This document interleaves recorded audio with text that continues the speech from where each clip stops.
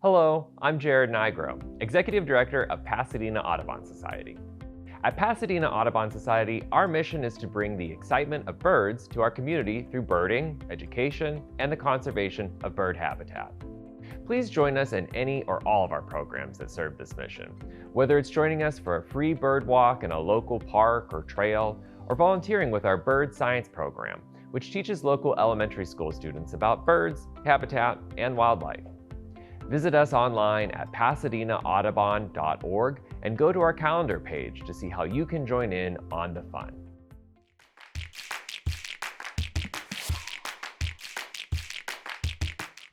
Pasadena Audubon Society was founded 120 years ago this year.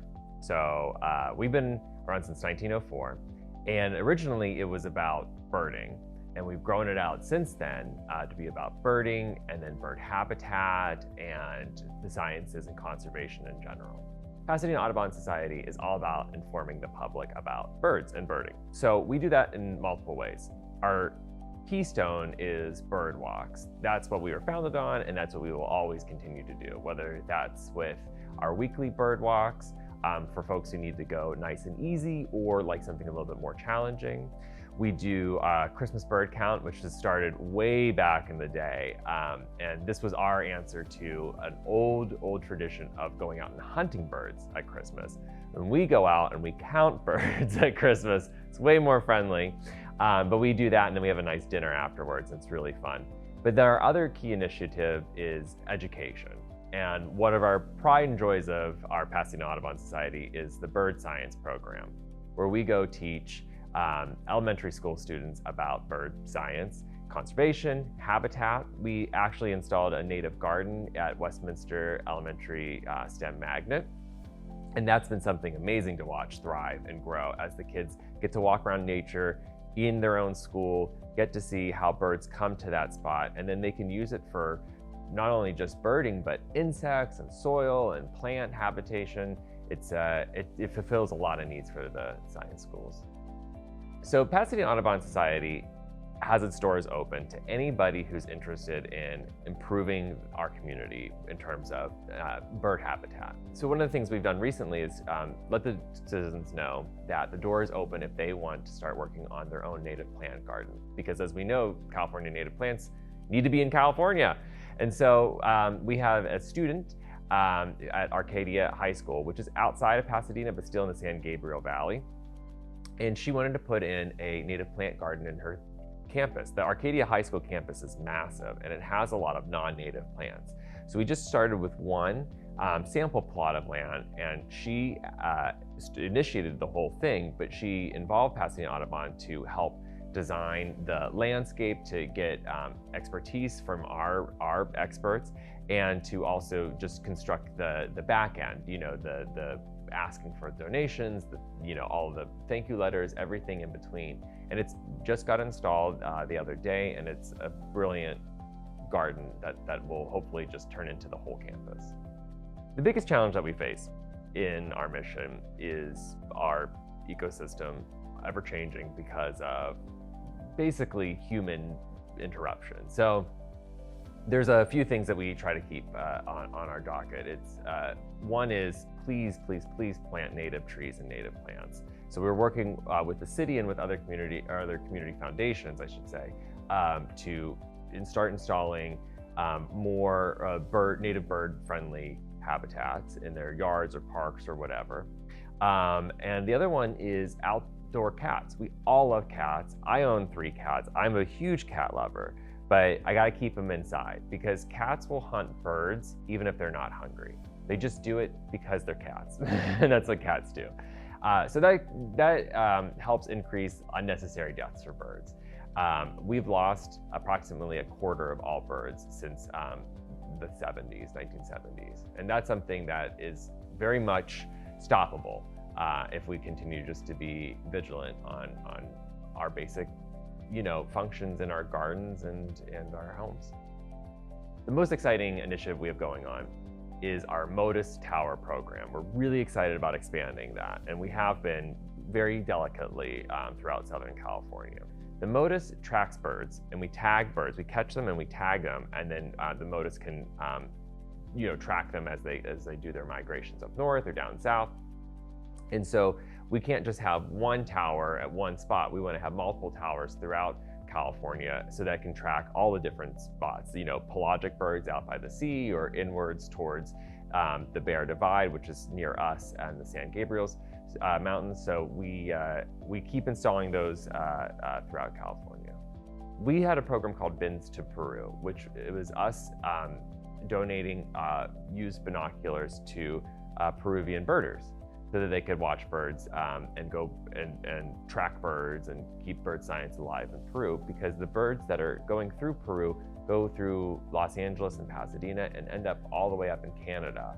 And they'll go up there and come back all throughout the year. And so we're trying to build out communities to connect with all throughout that pathway, that migratory pathway. So Pasadena Audubon Society loves interacting with other organizations in the community. Of course, we work with 3 of our public school elementary schools, but we also work with Pasadena Village, which is to serve seniors in our community. We're beginning a relationship with them. We're beginning a relationship with other, of course, chapters of the Audubon world, including California Audubon, which has a great program coming up for, it's called the Leadership Program, and it's for folks between the ages of 20 and 29 who want to start a career in birding and bird science as well. Pasadena Audubon Society loves all Audubon chapters, but we distinguish ourselves because we are so active in so many fronts. We really see ourselves as a conduit to bird habitat, and also birding, and also education, and also equity, diversion, inclusion, and belonging. So we see a lot of different aspects that birding needs to start including more and more. It's just not bird walks. It becomes a way of life, and that's how we really want to integrate ourselves into people's lives, and a diverse amount of people's lives as well. In 5 years, I hope to see Pasadena Audubon Society becoming much more international in our reach and our education. And we're going to use TikTok, we're going to use Instagram, we're going to use social media and the internet, podcasts, whatever media possible to let people know about birds, bird habitat, and native plants in their backyard. That's our most important reach right now. We just want to save birds. We really see a decline of bird population in the world, and it's so important that that stops. We would love to see an increase of bird population, but first we got to stop the decrease in order to keep it going. We do that by educating not just our youths, because of course we want the next generation to understand and love birds, but they're kids right now, and this is happening in this moment where adults are the ones in charge, so we need to educate the adults as much as the kids. It's very important to educate non-birders. I'm technically not a birder. I didn't own a pair of binoculars before I started this job. That doesn't mean I don't appreciate birds and I don't understand that I play a role in their demise. And so I think it's great. I feel like a great channel to the non-birder, because I can speak, civilian talk in that way. I find that just simple adjustments in a person's life can do wonders for our environment. And when people learn the fact that the bird population is decreasing at such a rapid rate, they want to make a change. They want to contribute to the solution, and they just want to know how. And so it's important for me to just communicate very simple changes to make that happen. It's so simple to become a member of our community. Just go on a bird walk with us. They're free, they're in local parks or trails, and they're fun. And you don't have to be a birder, you don't even have to own a pair of binoculars. We'll take care of you in so many different ways. We have world-class birders who lead these walks, and so just even being around them, you'll get to see and understand the beauty of birds and birding. You can just go to our website, pasadenaaudubon.org, and you can go to our calendar page and just click on bird walk on our event that sounds fun to you and sign up. What Pasadena Audubon Society would love is to have folks who are interested in educating kids about birds to come join us with 2 programs. Our Young Birders Club, which just meets once a month, and when we say young birders, they're professional birders. They have that education and that passion. They just happen to be kids. it's such an incredible experience to meet and talk with them about birds and go on bird walks. We also have that bird science program, and we would always love volunteers who would come and help us lead those field trips at the local parks or come into the classroom and help teach about birds through our really fun, engaging curriculum.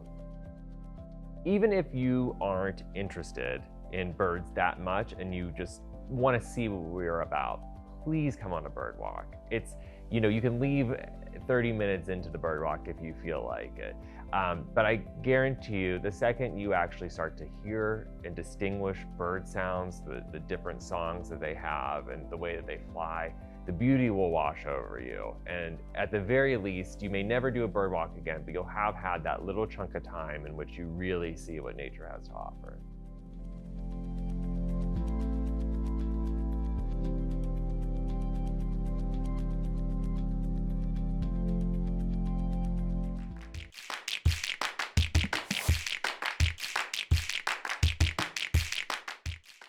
My name is Bert Newton. I am an organizer with Making Housing and Community Happen.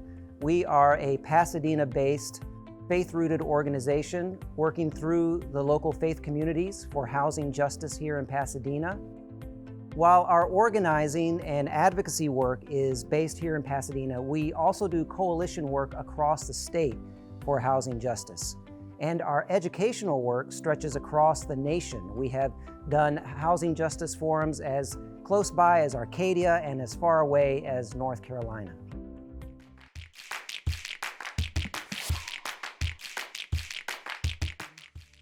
So my role is to reach out to the public and through the faith communities. We work through the faith communities for housing justice. So my role is to create relationships with them and then organize, mobilize them to come out and advocate for housing justice. So we began in the late 90s. Back then we were sort of a ragtag group of people. We did have a quarter-time staff person or a quarter-time of a staff person from the American Friends Service Committee, which is a Quaker organization, who was devoted, a quarter time of his time was devoted to helping us out, to organizing. But the rest of us were just volunteers. And then after a while, that went away. The American Friends Service Committee moved from Pasadena. They used to be based here in Pasadena. They moved down to LA. So we were just a group of volunteers that got together and advocated for housing. So what precipitated our work, the organization or the group of us getting together, was the housing crisis. Even 20 years ago, even in the late 90s, we were starting to see people displaced. We were starting to see high housing prices rise. It wasn't as bad then as it is today, but it was still pretty bad. In fact, it was in the early 2000s, late 90s, early 2000s, that a lot of the displacement started happening, especially in the African American community, but also in other communities. People started to be displaced. We had people on our steering committee. We actually had a steering committee, even though we didn't have a nonprofit. But we had a steering committee where people on the steering committee were being displaced. So, and we would have to rally to get them support, to raise money for them. So meanwhile, we were advocating, we were organizing for affordable housing, for housing justice locally. I remember one time we did a tenant defense rally. Our first real big campaign was to get an inclusionary housing ordinance passed here in Pasadena. An inclusionary housing ordinance is where developers are compelled to set aside a certain percentage of housing as affordable when they build housing in the city. So that was our first campaign, and it was actually a successful campaign. And so for years, we were just a group of volunteers, off and on, met together, organized. And then about 5 years ago, a little less than 5 years ago, Anthony Manousis and Jill Shook, two of the people in the group, formed a nonprofit, a 501c. Well, it was a nonprofit. We're not our own 501c3. We're actually we have a fiscal sponsor, which is Social Good. Social Good is an organization up in the Bay Area, but we have them as a fiscal sponsor, so we can be a nonprofit And so then we were able to start hiring staff. It's still part-time staff, but it's staff. So I was like the second person hired. I'm an organizer. The first person was an admin person. And then I was like the second person hired as an organizer. But those are our beginnings. So now we are able to we have 5 part-time, some are very part-time staff members, and we still have a lot of volunteers. And so that's how we're doing our work. So some of our current initiatives, one of them is to get affordable housing built on empty land or land that is being underutilized by the Pasadena Unified School District. So in the last 18 years or so, the Pasadena Unified School District has closed 11 campuses, 11 school sites. And so we want to have just a couple of them used for affordable housing. So they've been talking about this for years, but we began organizing most recently back in June to get it done. So through our organizing, we were able to help the Pasadena Unified School District Board make a decision to move forward with affordable staff housing at the old Roosevelt Elementary School site. So that's going to be affordable housing for staff. And they've even talked about a second site for student families. So that's one of our big campaigns right now. Another initiative that we're doing is on North Fair Oaks, north of Washington Boulevard. We are working to get that part of the city revived. It's sort of revitalization without gentrification. So the slogan of that group is beautify but not gentrify. And so we want to revive it with affordable housing that helps stop the gentrification, complete streets, which means making the streets safe for everyone, not just for cars, but also for pedestrians, people who ride bikes, people who use public transportation, make it safe for everyone. And also public art. We're going to have a mural up there with portraits of people from that neighborhood who are historic figures. So people like Jackie Robinson, or Jack Robinson, as his family called him, and Octavia Butler. And so we're going to have a mural with their faces and a QR code that people can put their phones up to, and then it'll take them to a page and they can read about that person. The mural is also going to involve historic places in that neighborhood. So those are 2 of our main initiatives right now.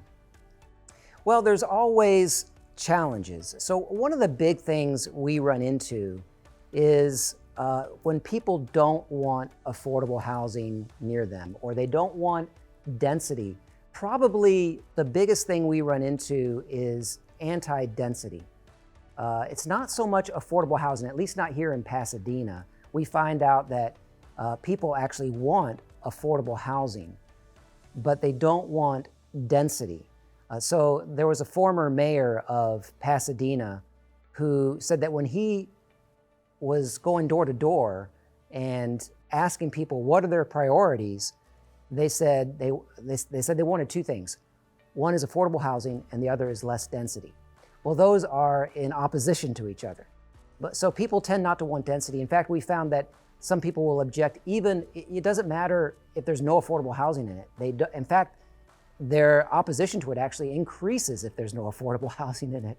But they're just opposed to density. Even if you have high-end luxury apartments, they just don't want density. Now there is one type of affordable housing that even here in Pasadena we find opposition to, and that is housing for people who have previously been unhoused. It's called permanent supportive housing, and it's for people who have been unhoused, and that tends to create community opposition. Now, one place that we found that it did not create opposition was at the corner of Orange Grove and Fair Oaks. And it still might have created opposition, but we got out ahead of the initiative, and we got petition signatures from people in the neighborhood to show that they wanted it. So that's how we overcame that one. So and then there was another one in the Civic Center where it's not broken ground yet, but we did a whole campaign around getting an affordable housing project built in the Civic Center, right across from City Hall. And there we also did petition signatures in the local area and talked to people, and we found that there wasn't opposition to affordable housing there. And some of that will be permanent supportive housing for seniors who have been unhoused. So in those cases, we were able to get around that opposition. But that's like the main thing that happens. Kind of with that is zoning. Zoning can be a major hurdle to getting housing built. 70% of Pasadena, and this is true of a lot of cities across the nation, including Los Angeles, some it's higher, but 70% of Pasadena is zoned as single family. So if it's zoned as single family, it means it's illegal to build multifamily housing in that area.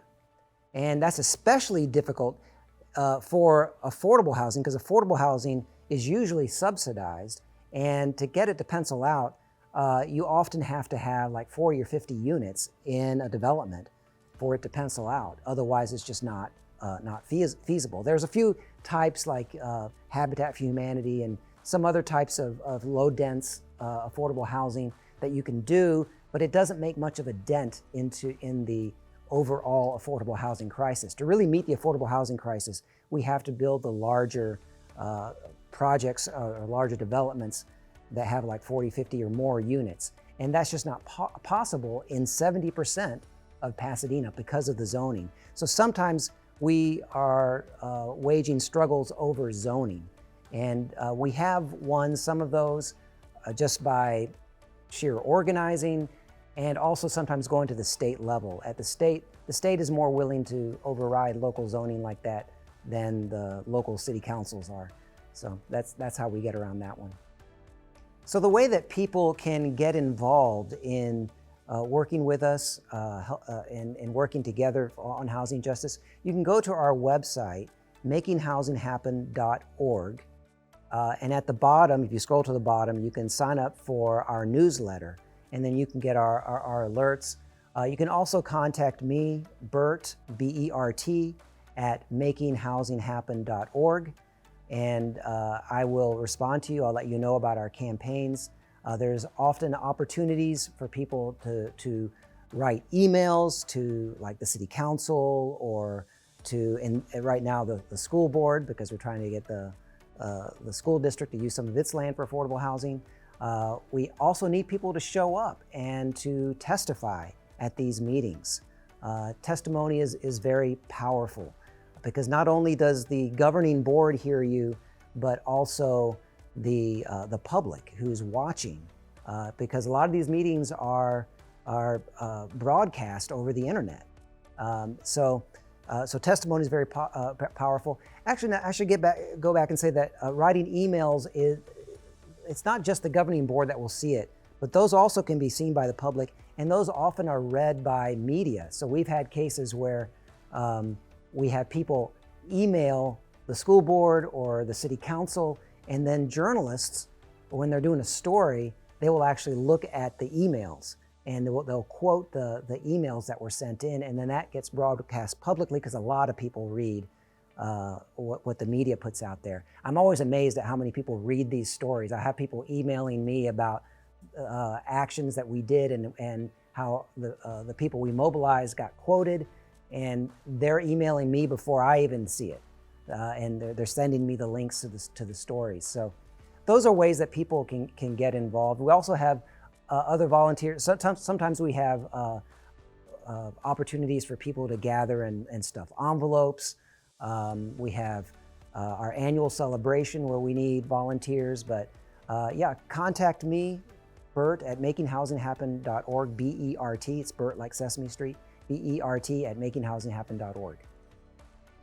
Well, this work for housing justice is some of the most important work I think we have right now. There's many ways you can work for justice and equality in our society. Housing is one of the ones that is most crucial right now because housing prices are going up, and they're just skyrocketing. And so, here in Los Angeles County is the homelessness capital of the United States. So this, for the county, is ground zero. Now here in Pasadena, because of our work and some of our partners, we've actually been doing better in the last 10 to 15 years than the rest of the county. We actually went through an almost 10-year period recently where we saw about a 50% reduction in homelessness. So we've been doing some good work in Pasadena, but now it's started to creep back up again. So we need to double down and make sure that the numbers for homelessness continue to go back down again, or start going back down again. This is extremely crucial work. Again, we are open to people of all faiths, people of conscience who don't consider themselves religious. It doesn't matter. We just want to get the work done because we believe this is God's work.